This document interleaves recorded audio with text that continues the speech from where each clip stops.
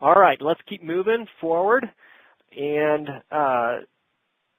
let's talk now about the slides themselves and how to build engaging slides that are helpful. So a key here is to only have really one idea per slide. You want it to focus on what your message is, and the slides are just meant to help with that. They don't have to convey all the information. That's what you're doing as the presenter. So think of, the slides as just augmentation, and really you should be spending no more than a minute.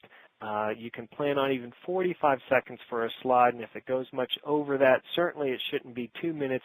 If it is, what do? Hey, you build out another one, part 2, not a problem, not a big deal.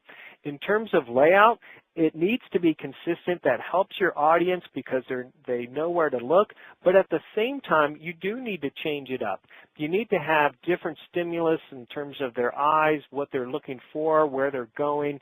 You've got to change it up both in terms of the design and the content.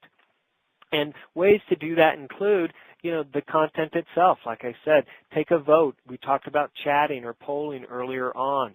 Add some multimedia. That can be very engaging. But clearly, if you're going to have bullets on there, make sure that people can see them.